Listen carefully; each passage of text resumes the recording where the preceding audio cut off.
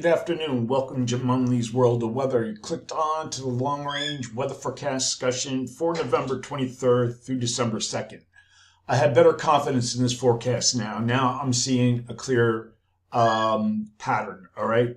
So first we're going to look at the pattern for November 23rd to the 27th. And this is what we have here. All the models now are bringing this trough, the western trough, eastward in time, but it doesn't last for long. Okay, that's agreeable, because if you look what's going on in Eastern Asia, that is happening too, but then this trough quickly lifts out as our trough lifts out in the next period.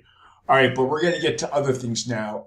We're going to look at this upper low that is forecast to move across that southwest and the south and to the east later in the period.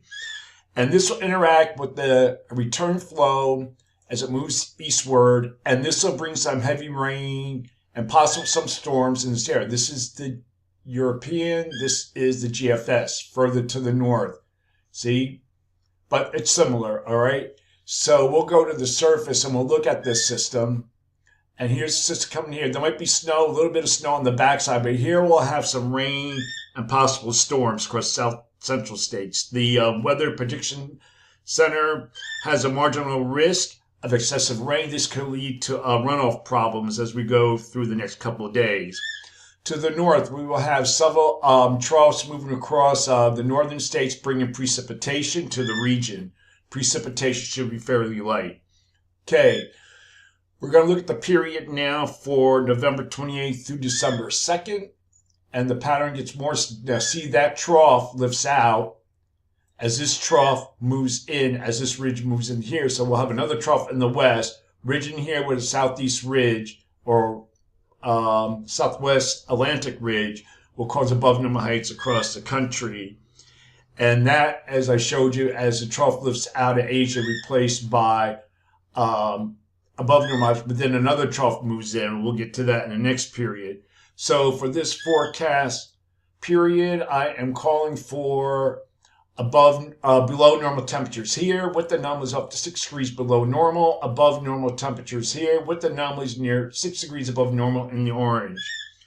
For precipitation, calling for below normal precipitation here, probability of occurrence 35%. Above normal precipitation here, probability of occurrence is about 40%. Just a heads up again, models are showing a tendency towards below normal on the East Coast, but I'm keeping it like this for now. Okay, as we go into the next period, this is for December 3rd to the 7th. Models have a ridge trough configuration, and this is the GEFS, and the European ensembles to an extent. However, if we look at the GFS itself, has a trough more to the over the west, a little bit of troughing here in the east. All right. Look at what's going on in Asia. Our trough is back in. Also, I want to take a look at this. We look at our teleconnections. The AO will be trending, fluctuating a little bit, but trending towards neutral. And then as we look at the AO remains negative through this period. So this favors a trough across this area. So for this forecast period, I am calling for above normal temperatures here, with the numbers up to 6 degrees above normal, below normal temperatures here. I'm being a little conservative for this area, near 2 degrees below normal. And for precipitation, calling for above normal precipitation here, probability of occurrence is 35%. Below normal precipitation here, probability of occurrence is up to 40%.